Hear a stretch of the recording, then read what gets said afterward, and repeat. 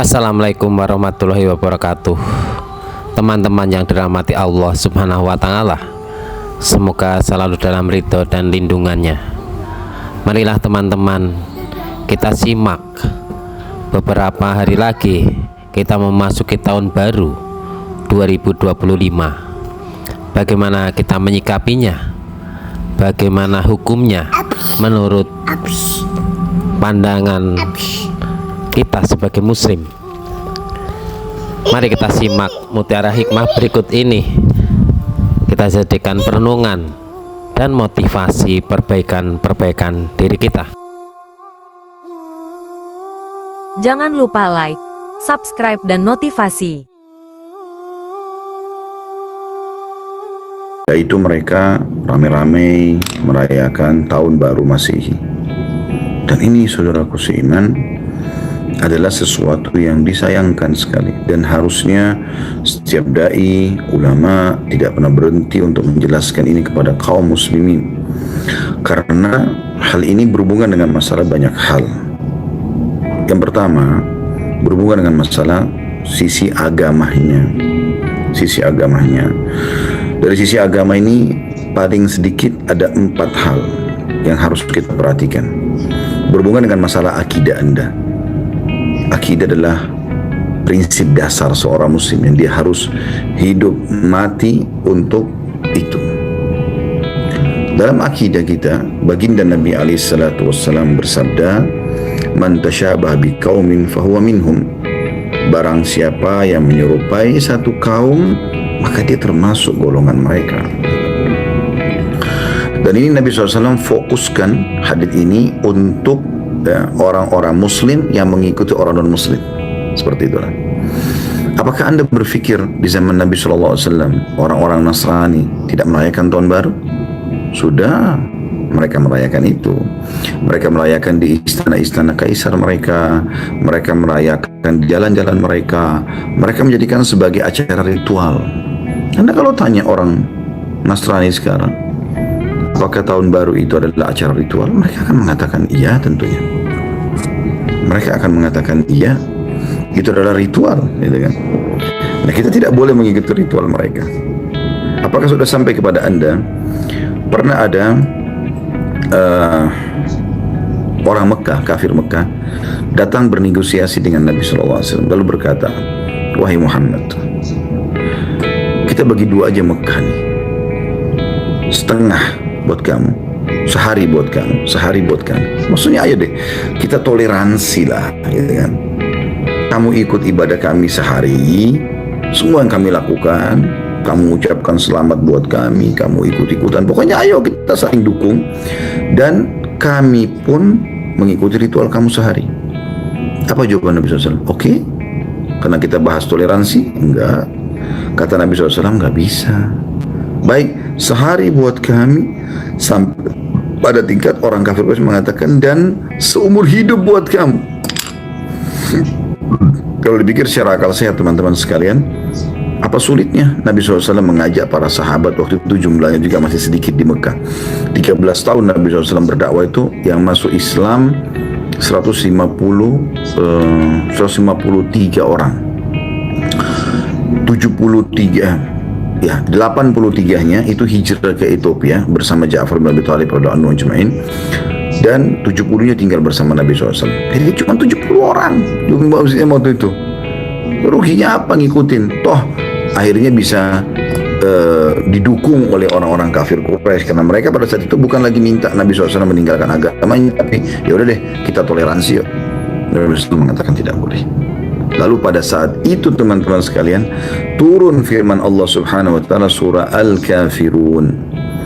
Kata Allah Subhanahu wa Ta'ala, "A'udzubillahi minasyaitonir rajim," di depan Ka'bah, di hadapan Nabi SAW, dan Nabi langsung sampaikan kepada orang-orang kafir Quraisy pada saat itu, "Qul ya ayyuhal kafirun," katakan hai Muhammad kepada orang-orang kafir itu, "La a'budu ma ta'budun," saya tidak akan pernah sembah mengikuti ritual-ritual kamu, "wala antum abiduna ma'bud," dan kalian pun tidak usah ikuti ritual-ritual kami. Kita sekarang tak butuh orang kafir Ayo ramaikan masjid yuk hari Jumat. Kita nggak butuh, umat Islam sudah ramai dan memang tidak butuh untuk itu. Kita nggak masalah kok kalau mereka tidak ikut Idul Fitri Idul Adha kita. Maka hal yang sama, mereka pun sekarang teman-teman sekalian, kalau kita nggak ngerayakan, mereka nggak ada masalah. Mereka bukan satu hal yang harus, ya, dengan bahasa toleransi, mereka pun tidak ada masalah kalau kita nggak ikut. Lalu Allah ulangi, wala ana abidum ma'abadtum, saya pun tidak akan pernah ikut-ikutan apa yang kalian sembah itu. Wala antum abiduna ma'abud, dan juga kalian tidak usah ikut-ikutan ritual kami, ya. Lakum dinukum waliyadin, untuk kalian agama kalian, untuk kami agama kami. Jadi jelas sekali gitu ya. Bagaimana ayat ini turun 1400 tahun yang lalu, tidak boleh mengikuti acara ritual mereka. Itu merusak akidah Anda. Tidak boleh, saudaraku seiman. Jadi ini bukan hanya sekedar mengisi liburan, bukan. Ini ada hubungannya sama ritual. Dari sisi yang lain adalah fikihnya. Anda mubazir, buang waktu kosong, semalaman begadang. Anda juga buang uang bensin, ya, di jalan, mubazir. Dan Allah Subhanahu wa taala membahasakan dalam Al-Qur'an, a'udzubillahi minasyaitonir rajim, innal mubadzirina kanu ikhwanasy syayatin wa kana asyaitanu rabbi kafura. Sesungguhnya orang mubadzir adalah saudaranya syaitan. Syaitan musuh Allah dan akan musuh orang-orang beriman dan akan masuk ke dalam neraka. Allah mengatakan, sesungguhnya orang-orang yang mubazir itu membuang-buang hartanya bukan pada tempatnya atau pada kemaksiatan, gitu kan? Maka saudara syaitan, dan syaitan kufur kepada Tuhannya. Apa kata Nabi SAW? Tidak akan beranjak kaki seorang hamba pada hari kiamat sampai ditanya 4 hal. 4 hal ini ditanya. Salah satunya adalah hartanya, dari mana dia dapatkan, kemana dia keluarkan. Apakah Anda siap menjawab itu, teman-teman sekalian? Harta itu dibagi 4 oleh para ulama. Yang paling pertama, yang paling berkah dan paling baik, dan saya berharap semoga Allah SWT catatkan itu, dan teman-teman semua yang mengikuti acara kita ini, seluruh muslimin pun tidak terkecuali, kita berharap mendapatkan sumber halal dikeluarkan pada yang halal. Misal hasil gaji, bisnis, halal semuanya kita keluarkan untuk pembangunan masjid, rumah anak yatim, bakti sama orang tua. Kita lakukan semua itu. Kemudian yang kedua, ya, dari jenis harta ini yang kurang bagus ya, dan ini berdosa. Sumbernya halal, misalnya hasil kerjanya, hasil bisnisnya bagus, halal, tapi dikeluarkan pada yang haram, berzina, khamar, ya termasuk itu merayakan, beli petasan-petasan, mercon, ke karaoke, ke diskotik, yang sangat relevan dengan malam tahun baru lah. Mungkin teman-teman sudah tahu masalah itu. Mubazir, halal sumbernya tapi keluar pada haram, dan menjawab hari kiamat. Yang ketiga, berhubungan dengan masalah harta ini adalah sumbernya ini buruk ini ya. Sumbernya haram, misalnya dari hasil penipuan segala macam, dikeluarkan pada yang halal.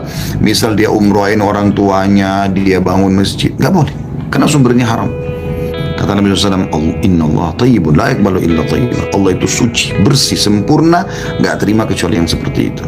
Dan yang terakhir, yang keempat, ini yang paling buruk, sumbernya haram, keluarnya pada yang haram. Sudah hasil pencurian, larinya kepada perzinahan dan khamar. Dan ini umum terjadi. Semua uang haram itu larinya memang seperti itu. Subhanallah, ya. Dan itu yang terjadi, teman-teman sekalian. Mubazir untuk apa? Itu dari sisi agama lagi ya. Sisi agama juga ini berhubungan sekali dengan masalah akhlak. Apa akhlak yang Anda berikan, yang Anda tunjukkan pada malam itu? Tiup trompet, ribut, ganggu orang, ya, klakson sana sini, teriak-teriak, berpelukan dengan yang bukan mahram, berciuman, melakukan perzinahan dan pesta, hal-hal seperti ini, diskotik, karaoke, saudaranya semua itu. Jadi bersaudara antara diskotik, karaoke dengan perzinahan dan khamr, itu saudara kandung, saudara kembar malah gitu. Jadi teman-teman harus pikir masalah itu. Mubazir, Allah akan tanya pada hari kiamat. Dan itu akhlaknya juga rusak. Hilang sholat malam, hilang sholat berjamaah subuh di masjid. Kalau Anda meninggal malam ini, apakah Anda siap bertanggung jawab hari kiamat nanti? Menyesal teman-teman sekalian. Penyesalan selalu datang terakhir.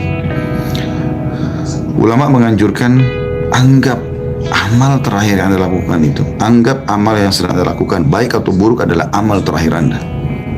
Ingat kata Nabi SAW, seseorang akan ditutup dengan amal yang biasa dia lakukan.